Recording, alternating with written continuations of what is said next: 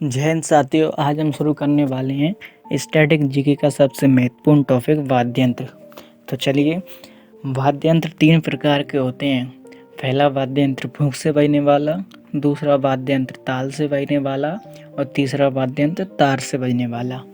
अब इन तीनों के एक एक उदाहरण देख लेते हैं। जैसे फूंक से बजने वाला वाद्य यंत्र है बांसुरी, ताल से बजने वाला है तबला और तार से बजने वाला वाद्य यंत्र गिटार। चलिए अब आगे चलते हैं। भारत के प्रमुख वाद्य यंत्र और उनके वादक।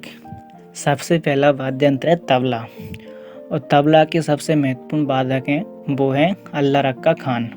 इसके बाद अगले महत्वपूर्ण हैं जाकिर हुसैन। जाकिर हुसैन सबसे कम उम्र में जिन्हें पद्मश्री और पद्म भूषण मिला था। अगले हैं किशन महाराज। किशन महाराज के बाद आ जाते हैं समता प्रसाद। समता प्रसाद का अन्य नाम गोदई महाराज के नाम से भी जाना जाता है। ये तो हो गए सबसे महत्वपूर्ण तबला वादक जो कि एग्जाम में आए हुए थे।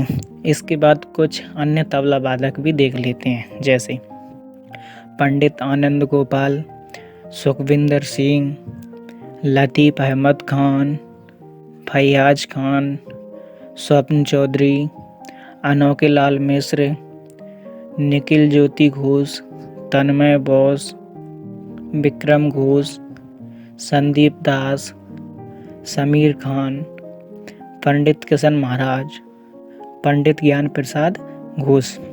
ये तो थे तबला वादक। इसके बाद अगला वाद्य यंत्र देख लेते हैं, वो है सितार।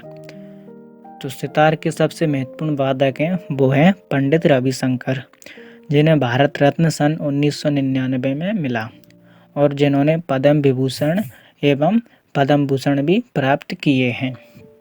अगले सितार वादक हैं अमीर खुसरो। अमीर खुसरो ने सितार का आविष्कार भी किया था। अगले महत्वपूर्ण हैं उमाशंकर मिश्र, इसके बाद बुद्धादित्य और इसके बाद साहे निखिल बनर्जी। निखिल बनर्जी के बाद हैं शाहिद परवेज खान। ये तो हुआ महत्वपूर्ण। अब इसके बाद कुछ अन्य सितार वादक देख लेते हैं। जैसे सबसे पहले हैं विलायत खान, फिर अनुष्का शंकर, हरिशंकर भट्टाचार्य, मुश्ताक अली खान, बंदे हसन और राजीव जनार्दन। इसके बाद अगला वाद्य यंत्र है बांसुरी। बांसुरी के सबसे महत्वपूर्ण वादक हैं वो हैं हरिप्रसाद चौरसिया, जिन्हें पद्म विभूषण सन 2000 में मिला। इसके बाद अगले महत्वपूर्ण बांसुरी वादक हैं पन्नालाल घोष, जिनका अन्य नाम अमल ज्योति घोष भी है। अब इसके बाद कुछ अन्य बांसुरी वादक देख लेते हैं। जैसे बी कुंजमणि, एन नीला, राजेंद्र प्रसन्ना, राजेंद्र कुलकर्णी। अब इसके बाद अगला वाद्य यंत्र है शहनाई। तो शहनाई के सबसे महत्वपूर्ण वादक हैं वो हैं उस्ताद बिस्मिल्लाह खान, जिन्हें भारत रत्न 2001 में मिला। इसके बाद महत्वपूर्ण है अली अहमद हुसैन। ये दोनों बहुत महत्वपूर्ण हैं जो कि प्रीवियस ईयर में आए हुए हैं। इसके बाद अन्य शहनाई वादक देख लेते हैं। जैसे दया शंकर जगन्नाथ, बागेश्वरी कमर। बागेश्वरी कमर इकलौती महिला हैं जो शहनाई वादक हैं। इसके बाद कृष्ण राम चौधरी। अब अगला वाद्य यंत्र देख लेते हैं, वो है वीणा। वीणा के बारे में पहले कुछ रोचक तथ्य जान लेते हैं। सबसे पहला रोचक तथ्य है कि सबसे प्राचीन वाद्य यंत्र कौन है। तो आपको टिक करना है सबसे प्राचीन वाद्य यंत्र वीणा है। और इसके बाद एक और रोचक तथ्य है, औरंगजेब मुगल शासक है जो वीणा बजाने के लिए प्रसिद्ध था। इसके बाद है जो प्राचीन सिक्कों पर वीणा बजाते हुए दिखलाया गया था वो समुद्रगुप्त ने शुरू किया था। और इसके बाद कुछ महत्वपूर्ण वीणा वादक देख लेते हैं। जैसे एस बालचंद्रन और कृष्णा भागवतार। ये तो हुआ महत्वपूर्ण। इसके बाद भारत के अन्य वीणा वादक देख लेते हैं। जैसे बी दोरई स्वामी अयंगर और बदरुद्दीन डागर, जयंती कुमारेश, सुंदरम बालचंद्र, बीनय धनम्मल, अय्यागारी श्याम सुंदरम, जिया मोहिउद्दीन डागर। ठीक है, अब इसके बाद अगला वाद्य यंत्र देख लेते हैं, वो है रुद्र बीणा। रुद्र बीणा के सबसे महत्वपूर्ण वादक हैं असद अली खान। अगले महत्वपूर्ण है उस्ताद सादिक अली खान। तो रुद्र बीणा के दो ही महत्वपूर्ण थे। इसके बाद अगला वाद्य यंत्र देख लेते हैं। अगला वाद्य यंत्र है मोहन बीणा। मोहन बीणा के सबसे महत्वपूर्ण वादक हैं वो हैं पंडित विश्व मोहन भट्ट। ये बीणा के आविष्कारक भी हैं। ठीक है, अब अगला वाद्य यंत्र आ जाता है सरौंद। तो सरौंद के सबसे पहले महत्वपूर्ण देख लेते हैं। सरौंद के महत्वपूर्ण वादक हैं वो हैं अमजद अली खान और उनके दो पुत्र आमान अली खान और अयान अली खान। इसके बाद महत्वपूर्ण है जरीन दारूवाला। ये तो महत्वपूर्ण हो गए। अब देख लेते हैं भारत के अन्य सरौंद वादक। तो पहले सरौंद वादक हैं अलाउद्दीन खान, अली अकबर खान, बुद्धदेव दास गुप्त, बहादुर खान, शरण राणली, मुकेश शर्मा, हाफिज खान, विश्वजीत राय चौधरी और राजीव तारानाथ। ये तो हो गए सरौंद वादक। अब आते हैं अगले वाद्य यंत्र पर, वो है मृदंग। तो मृदंग के लिए प्रसिद्ध हैं टी गोपाल कृष्णन। इसके बाद महत्वपूर्ण आ जाते हैं के.बी. प्रसाद और इम्पोर्टेंट हैं एस.बी. राजा राव और एक और महत्वपूर्ण है फालदार रघु। अब इसके बाद कुछ भारत के अन्य मृदंग वादक भी देख लेते हैं। सबसे पहले ठाकुर भीष्म सिंह, उसके बाद उमलियापुरम विश्वब्राह्मण, डॉक्टर जगदीश सिंह, पी मणि अय्यर और रजना स्वामीनाथन। ये तो मृदंग वादक हो गए।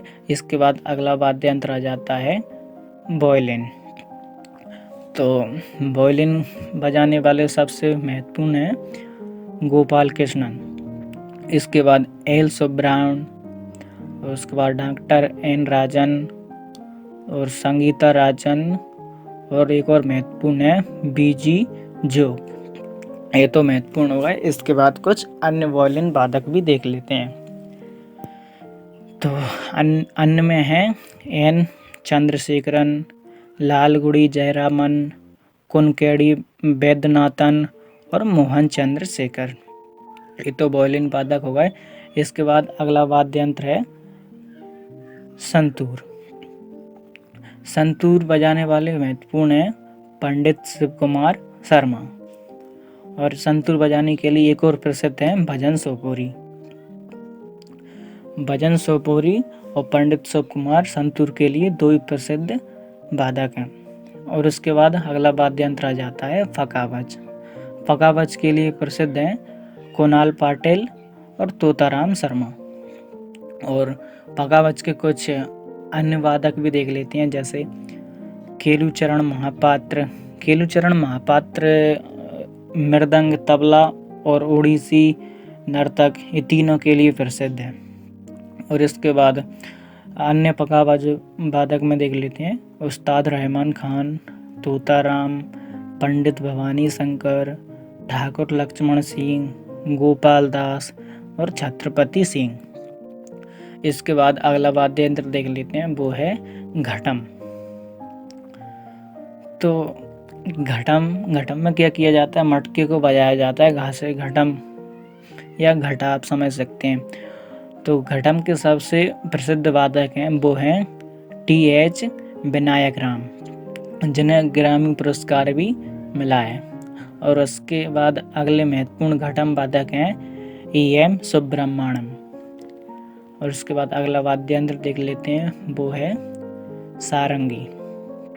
सारंगी बजाने वाले सबसे महत्वपूर्ण वादक हैं शकूर खान और पंडित नारायण। पंडित नारायण को पद्म विभूषण 2005 में मिला था। और उसके बाद महत्वपूर्ण आ जाते हैं रमेश मिश्रा, सुल्तान खान, उस्ताद बिंदा खान।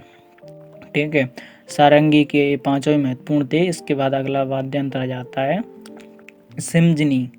सिमजनी के सिर्फ एक ही महत्वपूर्ण है जुबिन मेहता। अब जुबिन मेहता समझने के लिए प्रसिद्ध है। ठीक है, अब इसके बाद अगला वाद्य यंत्र आ जाता है नादस्वरम। नादस्वरम बजाने वाले सबसे महत्वपूर्ण वादक हैं, वो हैं शेखचिन्ना। और शेखचिन्ना के बाद राजरत्न पिल्लाई और नीरुस्वामी पिल्लाई नादस्वरम के लिए तीनों ही प्रसिद्ध थे। अब इसके बाद अगले वाद्य यंत्र पर आ जाते हैं, वो है सुरबहार। सुरबहार के सिर्फ एक ही महत्वपूर्ण है, वो कि अन्नपूर्णा देवी सुरबहार बजाने के लिए प्रसिद्ध हैं। इसके बाद अगला महत्वपूर्ण वाद्य यंत्र देख लेते हैं, वो कि गिटार। गिटार के लिए आपको एक ही महत्वपूर्ण वादक याद रखना है, वो है ब्रजभूषण काबरा।